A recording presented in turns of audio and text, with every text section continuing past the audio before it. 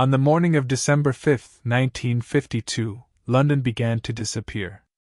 At first, no one panicked. Fog belonged to London. It had wrapped itself around the city for generations, softening bridges, swallowing rooftops, and turning gas lamps into dim yellow circles. Londoners had learned to walk through it, work through it, and joke about it. But this fog was different. A man leaving his home could still see the front gate. A few hours later, the gate was gone. By evening, the houses across the street had vanished. The pavement disappeared beneath his shoes, and the light from the nearest lamp seemed to stop in midair.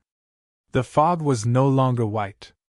It had become yellow-brown, greasy and bitter.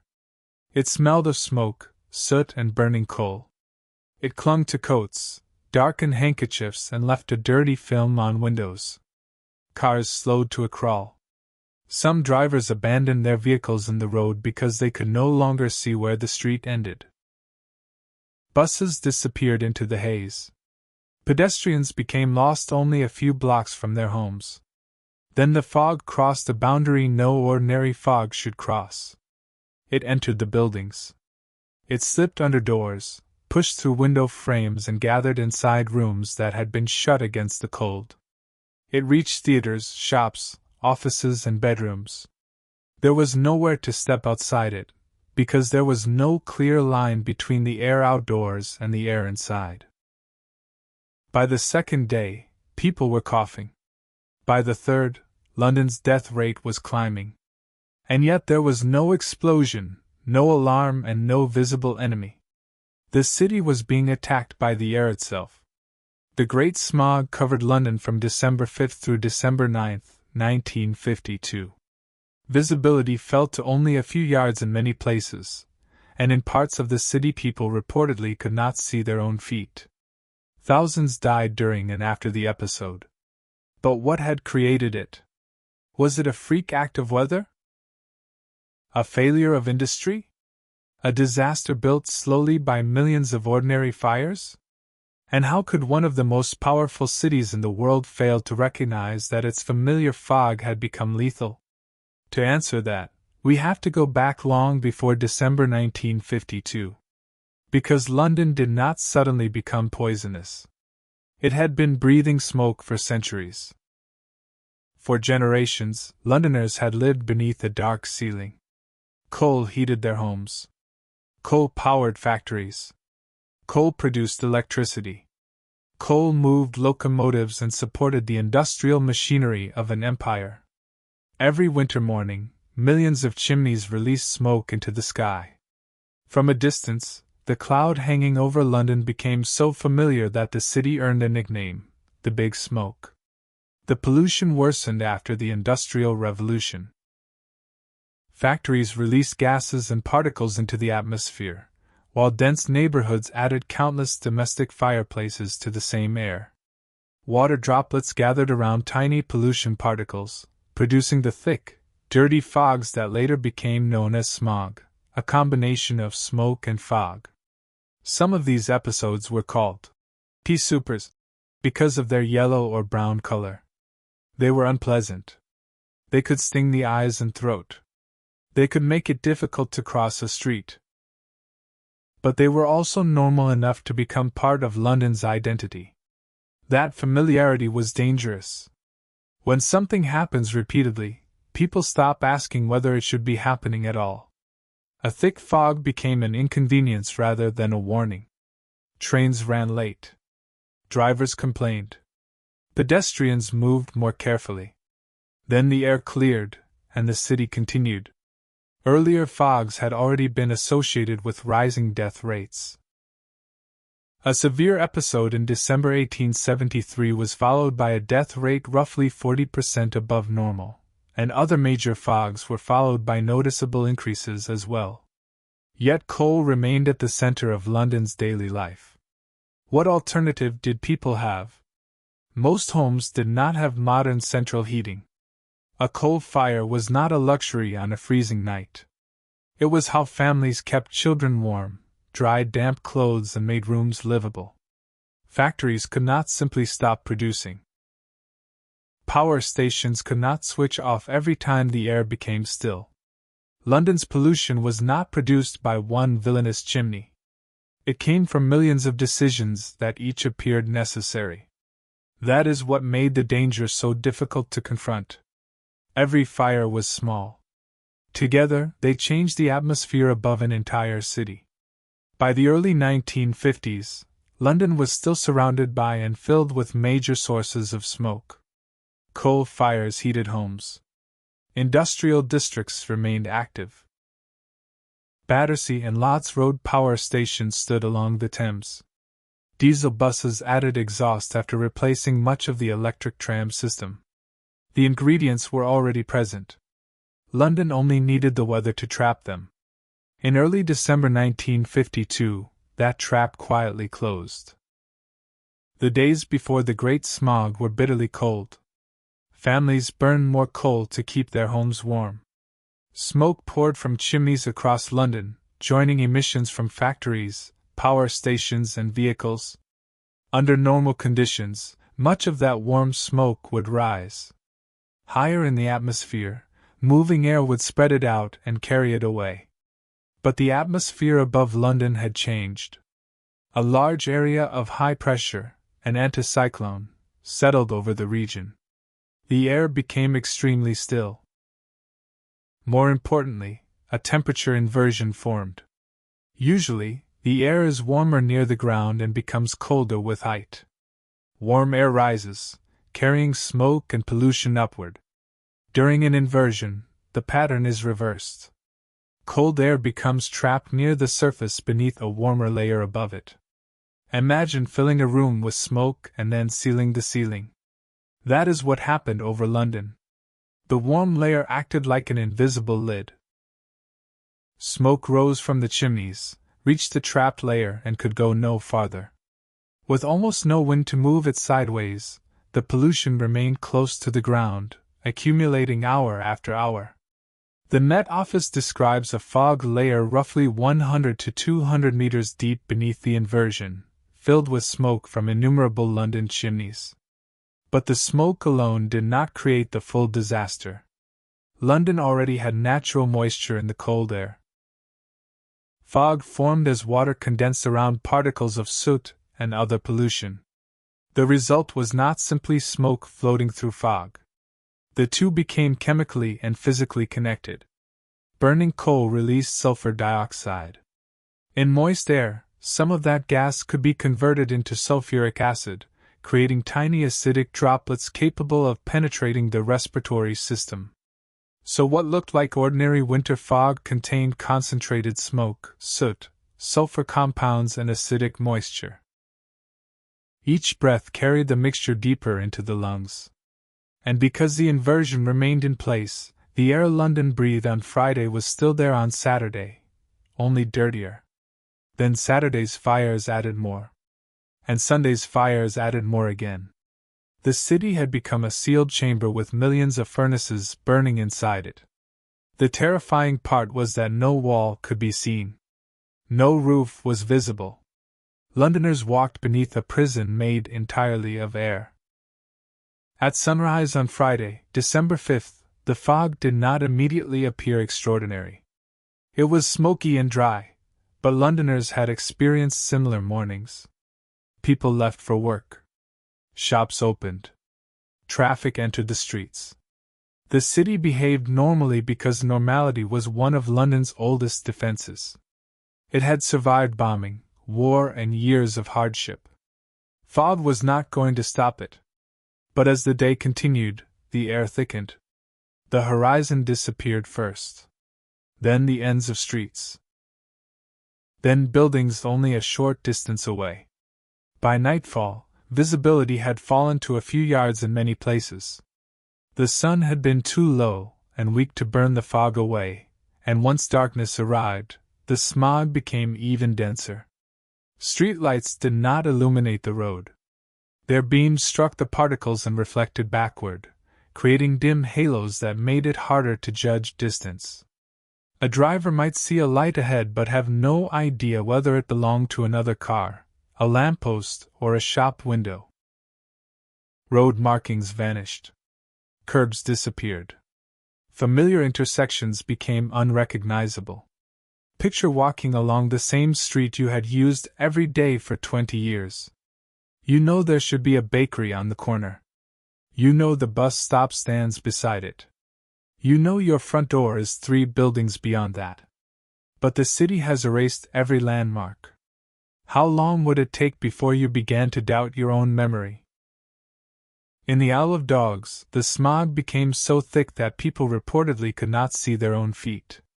In familiar neighborhoods, pedestrians struggled to find their way. People held walls and fences to maintain direction. Others followed the sound of footsteps through the darkness. The fog coated clothing with soot. It left dark stains around mouths and noses. The smell of coal tar filled the air. Yet many people still did not understand that they were inside a disaster. There had been no official declaration. No moment when the fog transformed visibly from unpleasant to deadly. It only became thicker. And thicker. And harder to breathe. By the weekend, London's surface transport system was beginning to fail. Cars were abandoned because driving had become too dangerous. At one stage, most bus services were cancelled. Even experienced drivers could not safely navigate streets they had traveled for years. The city had not lost its roads. It had lost the ability to see them. This distinction mattered. Bombing could destroy a bridge, but people could identify what had happened and build a route around it. The smog left the bridge standing while hiding its entrance. It left hospitals open while making them difficult to reach. It left telephones working while separating callers from anyone who could move safely through the streets. The disaster did not destroy London's machinery. It blinded the people operating it. Then the smog entered indoor spaces. Movie theaters and other venues had to abandon performances because the haze inside large rooms made screens and stages difficult to see. A dirty film settled on exposed surfaces. Imagine paying for a movie, taking your seat and watching the screen slowly disappear, not because the projector has failed, but because the air between you and the screen has become opaque. In homes, families pushed cloth beneath doors and closed windows. It made little difference. The particles were already inside. The fog curled into hallways and bedrooms. It hung beneath ceilings. Lamps produced weak circles of yellow light that revealed only more smoke. This was when the Great Smog became psychologically different from an ordinary weather event. There was no safe interior. A storm could be escaped by entering a house. The smog entered with you. For healthy adults, the first symptoms might seem manageable: burning eyes, a sore throat, a deepening cough. For the elderly, infants and people with existing heart or lung disease, the situation was far more dangerous. Their lungs were already struggling. Now every breath demanded more work while delivering less usable air. And because London was accustomed to fog, there was still no widespread panic. The disaster remained quiet. People did not run from it. There was nowhere to run. The fog did not kill in a dramatic instant. There was no single moment when thousands fell at once. It worked more slowly. The polluted air irritated and obstructed the respiratory system. Existing bronchitis became worse. Lung infections became more dangerous. Weak hearts were placed under greater strain. Some victims collapsed during the smog. Others became seriously ill and died days or weeks later. This delay made the true scale difficult to recognize. At first, the deaths looked like separate tragedies: an elderly man with chronic bronchitis, an infant who could not breathe, a patient whose heart failed after days of coughing. Only when the records were examined together did the pattern emerge. During the 5-day episode, an estimated 4,000 excess deaths were initially recognized, and around 100,000 people were reported ill. Later research examining elevated mortality through the following months estimated that the total number of excess deaths associated with the smog may have reached roughly 12,000. Why did the number continue rising after the air cleared? Because exposure did not end when the fog disappeared. The lungs of vulnerable people had already been damaged. Respiratory infections and inflammation continued. Some survivors never fully recovered from the immediate effects. The official statistics also took time to collect. A city can see a collapsed building immediately. It cannot see thousands of injured lungs. This is one of the central mysteries of air pollution. Its victims may never appear together in a single photograph.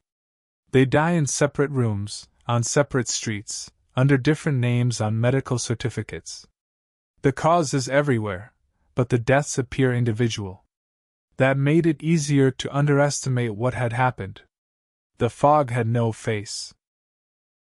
It left no crater. It had only a rising line on a chart. Smoke levels increased. Sulfur dioxide increased. Deaths increased soon after. The relationship became increasingly difficult to deny. Later assessments found a clear connection between the pollution episode and the sharp rise in illness and mortality. But during the smog itself, Londoners were not watching a chart. They were watching relatives struggle to breathe. The most disturbing question is not simply why the smog formed. It is why a city with centuries of experience with polluted fog was so unprepared for it. Part of the answer is familiarity. London fog had become cultural scenery. Writers used it. Artists painted it. Criminal stories hid figures inside it. Tourists associated it with the city. Something dangerous had been transformed into something atmospheric and almost romantic. Another part of the answer was economic. Coal kept millions of homes warm.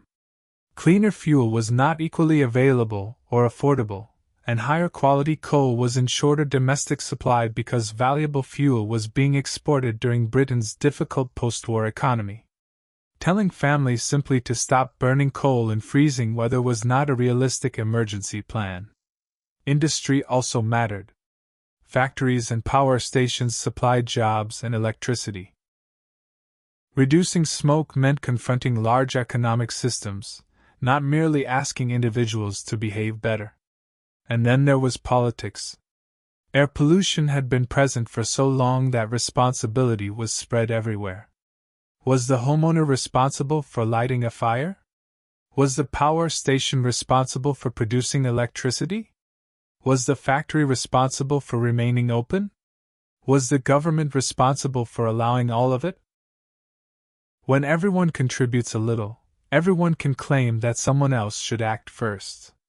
The government was not immediately convinced that pollution fully explained the deaths.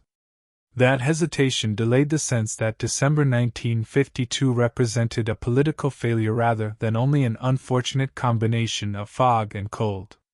There had also been no modern system for issuing immediate public health warnings about air quality. No phone application displayed a dangerous pollution index. No television alert told vulnerable people to remain indoors. And even remaining indoors offered limited protection when the smog penetrated houses.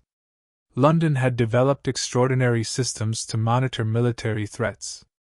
Radar could detect aircraft approaching the country. Sirens could warn of bombs. But there was no siren for the air already inside every room. The Great Smog exposed a type of danger modern cities were poorly prepared to understand. A threat did not need to arrive from outside. It could be produced by ordinary life. On Tuesday, December 9th, the weather changed. The inversion weakened. Air began moving again. The trapped pollution finally dispersed. The smog lifted with surprising speed. Buildings returned. Street corners reappeared. People could once again see across roads and recognize the outlines of the city. After 5 days, London emerged from behind the wall. But the disappearance of the fog created a strange illusion. The crisis looked finished. Traffic moved again. Shops reopened normally. The air no longer carried the same yellow-brown thickness. Yet the medical consequences were continuing. The city could see again, but it could not undo what its residents had already inhaled. This was the moment London had to confront the difference between visibility and danger. When the smog was visible, it was terrifying. When it vanished, people wanted to believe the danger had vanished with it. But damaged lungs did not clear when the sky cleared. Deaths continued to occur, and researchers later determined that the effects extended beyond the 5 days themselves. The fog had revealed a truth that would become increasingly important in the modern world. Air does not have to look dirty to be dangerous. The Great Smog was memorable because it could be seen. Future pollution would often be less dramatic, less mysterious, and less visible, but still harmful. For London in 1952, however, the evidence had become impossible to ignore. The city had not been attacked by nature alone. The weather had created the trap. London had supplied the poison. Public pressure grew after the disaster. The death toll, the medical evidence, and the memory of streets disappearing beneath polluted air made it harder for politicians to treat smoke as an unavoidable feature of urban life. In 1954, the City of London Corporation prohibited smoke emissions in the square mile. 2 years later, Parliament passed the Clean Air Act of 1956. The law introduced smoke control measures and regulated coal burning in homes and industry. The solution was not immediate. Homes had to change how they were heated. Cleaner fuels and new systems cost money. Industries had to modify equipment. Smoke control zones took time to establish. Another Clean Air Act followed in 1968. Over time, coal was increasingly replaced by gas, and major power stations were moved away from central London. The famous yellow pea soupers gradually became less common. But did London defeat pollution? Not completely. It changed the form of the problem. Coal smoke became less dominant, while vehicle exhaust and other pollutants became more important. The air grew clearer to the eye, but clarity did not mean purity. That is the lasting lesson of the Great Smog. Visible pollution forced people to respond because it transformed the familiar city into something nightmarish. Modern pollution can be more difficult to fear because it may leave the skyline visible. There may be no wall of yellow air. No abandoned cars. No theater screen disappearing behind smoke. Only invisible particles entering millions of lungs. In that sense, the Great Smog was not merely an old disaster ended by legislation. It was a warning about the danger of trusting our eyes. Return to the morning of December 5th. A London family wakes to freezing weather. Someone carries coal to the fireplace. A match is struck. The room begins to warm. Across the street, another chimney releases smoke. Then another. Across the city, factories open. Power stations continue operating. Buses move into the roads. Nothing about any single action looks catastrophic. No one lighting a fire believes they are helping to construct a disaster. But above London, the invisible lid is already in place. The smoke rises. It cannot escape. Hour by hour, the fog thickens. By nightfall, the city is disappearing. That is what makes the Great Smog so unsettling. It was not created by a secret weapon, a foreign enemy, or one terrible decision. It was created by a system that had become normal. London needed coal. Industry needed power. Families needed warmth. Politicians feared the cost of change. People had lived with polluted fog for so long that they stopped treating it as a warning. Then, for 5 days, everything the city had released into the air returned to the streets. It entered homes. It covered clothing. It filled lungs. And when the wind finally carried it away, thousands of people did not recover. The fog did not come to London from somewhere else. London built it. London breathed it.